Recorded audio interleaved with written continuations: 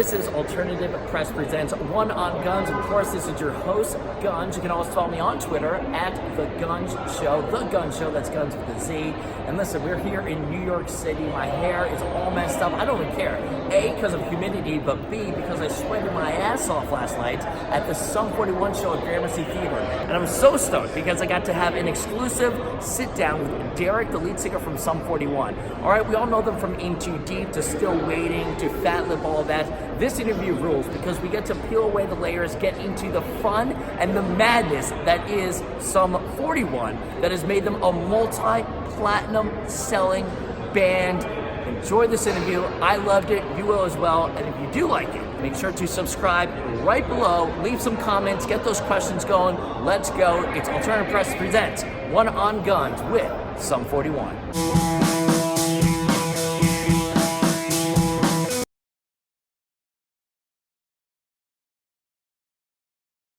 A band that I've not only grown up with, literally grown up with, they got a brand new album, tour, the whole entire thing, singles galore, everything coming. We're here now with Deryck, lead singer, guitar player, etc. from Sum 41.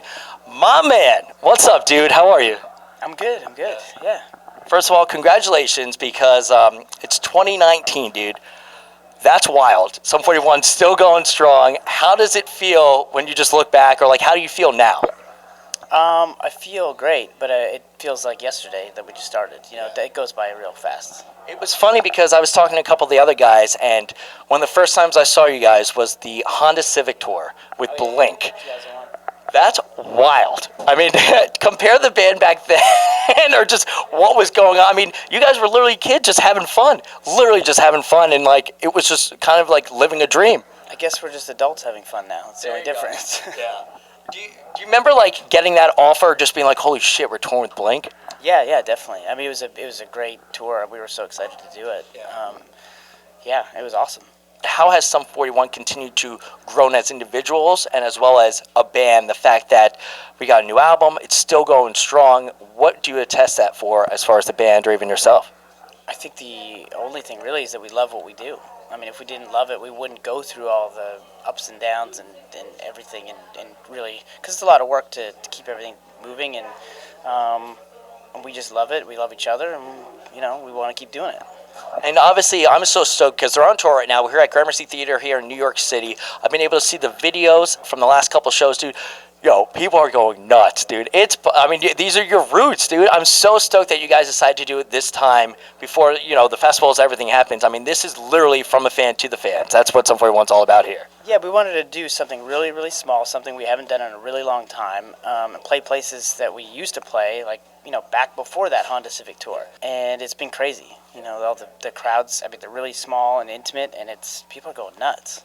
What's one of the main lessons you've learned, now you know that you didn't know back then? What would you want to tell your younger self? I wouldn't say anything. You know, I would just think it's a ride, you know, and it's going to be up and down, and you just enjoy it for what it is. This album, I've been able to hear it, Watermarks, don't worry, I haven't given it to anybody, all right? But that first song comes out, you're just like, oh, all right, let's go. Track 3 is called New Sensation, I like that one. Track 4 is the Family one, that one is a jam. Definitely Family, yeah. I like that. Getting used to the titles because they've been working titles up until we had to make artwork. So I had to think of an actual title for them. But even those two alone are great. You have a song called Matter of Time, which is 45. Yeah, 45. Yeah. That one I feel like, you know, it's just crushing. And then the last song on the album it kind of just wraps it all up. More of a ballad type, but still so good. So what I'm saying is, good job. Oh, cool. Well, thank you. It's good to hear because, like, you know, when you've been living in it for so long, this whole past year, it's like I kind of hate every part of it at this point. Until you play them live, and people like me will react and be like, let's go. You know what I mean? I'm excited to play it live. I can't listen to it at this point. Right. You know, it's the last thing I want to hear right now is that record. It's heavier, which I think is awesome. I think it's going to be great for you guys to perform it live. I think it's fun again. How would you describe this album compared to literally a ton that you've gone throughout the years? I don't know, because they all kind of feel like they have their own vibe to me, even though there's still like a thread, there's still like a spirit of Sum 41 through all of them, but they all kind of have their own thing.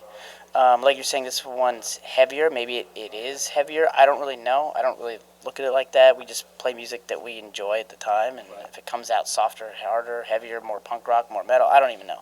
It is, but I think in the end, with an album like this, and by the way, it drops July 19th, and the first song's out now called Out for Blood, single, it's crushing out there, music video, the whole thing. I think what it comes down to, and I told the guys this as well, is the fact that it's still Sum 41. I mean, the harmonies have improved, vocals have improved, but it's still shredding. I mean, and the production-wise on it sounds awesome. So, I mean, yeah. Well, I like that because I did it. Well done. How about that? Aren't those the best type of compliments when you're just like, huh, how about that? Yeah, because I was a little worried about how it was turning out and how it was sounding, and like I said, I've been in it for so long that you lose that excitement because it's not new to me anymore. Tell me about that. The last song's Catching Fire, and the reason I remember that is because Hunger Games has something called Catching Fire. Did you get? Is it based? It's no idea what that is. But perfect. Hunger Games is a movie, so we don't need that. Yeah. And one of the titles is called Catching Fire. But listening to those lyrics and stuff, what is that back? I feel like that one kind of hit me when I was listening to it. What is the backstory there? What can you tell us about it? I mean, I guess there's a bit of a backstory to it. Is that it's about mental health, but it obviously, to me at least, it sort of seemed like there's been this rise of suicide, and maybe it's not necessarily a rise, or maybe there's just more focus on it. Either way, it's sort of just, it's out there in the culture, right? And I don't really understand it from the side of being depressed. I can't really relate to the people who have committed suicide necessarily, but I can sort of relate to the people who are left behind.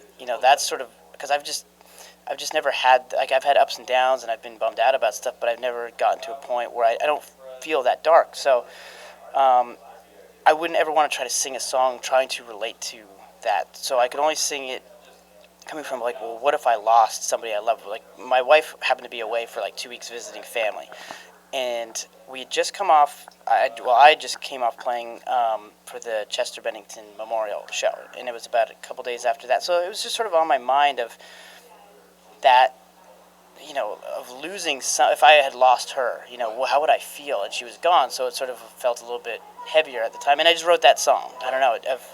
I couldn't imagine living life without her, It is definitely touching, and just from listening to it, I was just like, damn. You know what I mean? I think it's important. Do you think is it because social media and stuff are just making things more people more aware right now? Are you a fan of social media? Do you think it's actually hurting society? What do you think?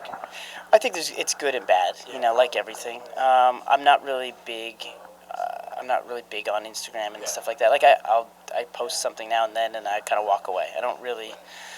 So I'm not really good at understanding what it's all about. I'm sure it's good and it's bad. What you mentioned Chester and stuff, and I had Tom Morello a couple weeks ago, and he actually talked about Chris Cornell. You know what I mean? And unfortunately, it just seems to be happening, or at least it's getting more attention these days. Do you have anything that you would want to say based on Chester, or just? I mean, that was a special concert and moment that you guys were able to do to celebrate his life.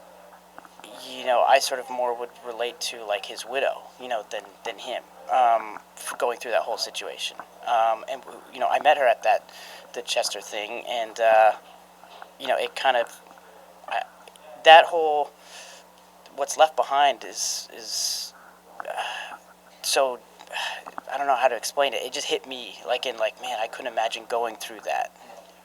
We're speaking here with Deryck from Sum 41, and the set list. How did you guys figure out this set list? My favorite songs are Heart Attack. I love Heart Attack. I remember telling you this years ago on Warped Tour. I love Heart Attack. Handle This. Love the way that you go into that chorus and handle this. I'm pumped up, man. I'm so stoked, and to hear the new stuff as well. How does the band come together with all these albums and put together a set list? Well, for this, since it was a small, intimate kind of club tour and something we haven't done in a while, we decided that, let's play some stuff that we haven't played in a while, or things that we've never even played before, and maybe throw in a new song or two, and just make it more of a special thing. So we got into rehearsal and just started pulling out all this different stuff, and then we've been changing it up every night as well. So don't go to setlist.fm or any of that shit. All right, don't look at the set list ahead of time because you'll get surprised. Yeah, probably. I mean, I don't know what they post on that site, but well, it's a set list from every night. You can go there. But I don't want to be. Were you ever the type that you wanted to know the set list before you saw one of your? No, I usually no, I don't eat cookies before dinner. Boom, nailed it. I like that. Well done. Yeah. I guess a couple other questions real quick. Out for Blood, obviously it's a single, and then we're pushing more. Looking forward to that. How does it feel to be out there, playing these new songs, getting their reaction? Also, for you guys from a band perspective, the goal is to play new music, keep it fresh for you guys. It feel fresh? Feel new? I mean, we just love playing music. We love playing all of it. It'll be exciting to play some more new stuff when the record comes out, but we love still playing the old stuff. A couple rapid fire questions. You pick one band, you can see them play 3 albums in their entirety. Who do you go with? I can pick one band? One band to see 3 albums performed in their entirety. That's a lot of songs. That's almost 36 songs. Who do you go with? Oh, man, I don't know. Whole album, Tom Petty. Heartbreak. Boom. Did you ever see him live? Oh, yeah, a bunch of times. Yeah. Would you say favorite Tom Petty song?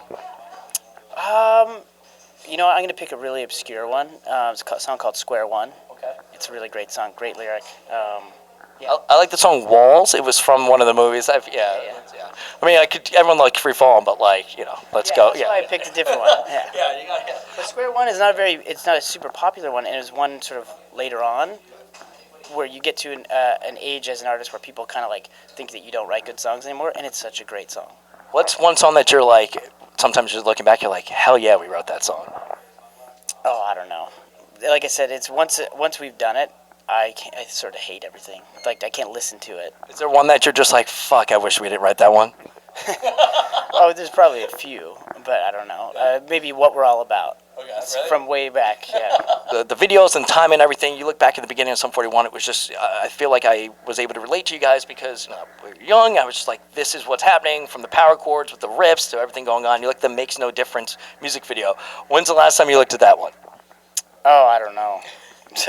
Do you even remember what was going on in it? Or? The Makes a Difference video, the house party video. Yeah. I mean, that was actually a true story. We just redid what actually happened. We had a party at Steve-O's house in high school, and that happened. So when we had money to do our first video, we're like, well, let's recreate that party. Water guns, the whole deal. Everything, yeah. And then you guys are on stage just being, doing the dance and all that stuff, playing what the fuck? We used to do that stuff. What was one of your favorite music videos? Because you just did Out for Blood, and hopefully we'll get some more out. What was one of them favorite concept or ones that you've been able to do? I like a lot of them.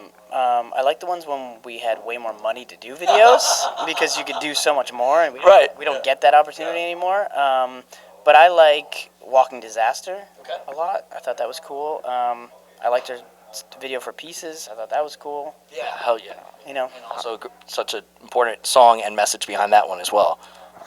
Yeah. I'm telling you, just so you know. So, cool, well, thanks. Still feel fresh out there. I'm stoked for you guys. Anything else you want to say to the listeners, to Alternative Press? We've had you on, obviously, the cover and features and segments throughout the years. I'm just stoked, man. I'm so excited for this tour. And then what happens afterwards, the festivals, overseas, everything. Fuck, man. I'm excited to be here. What would you want to say to everybody out there? Let's get back on the cover. Did you hear that, Mike Shea? Let's do it. Cool. Awesome. That's Deryck, Sum 41, right here with us here on One On Gunz, courtesy of Alternative Press. Favorite lyric that sometimes hits you right now when you're on stage? Of my own? Oh, man, I don't know. So am I still waiting for this world to stop hating? I think I've heard that one before. Maybe once or twice, right? Yeah. And it seems like it's truer now than ever before. Yeah, totally. There it is. Deryck, Sum 41. Follow him on all the socials. Maybe he'll post once in a while on Instagram for everybody out there. Try once a week now. We're going to hold you to that, all right? Trying is what I'm saying. Operative word is trying. That's all you need in life. My man, Deryck, Sum 41. This is One On Gunz, courtesy of Alternative Press. Let's go, baby.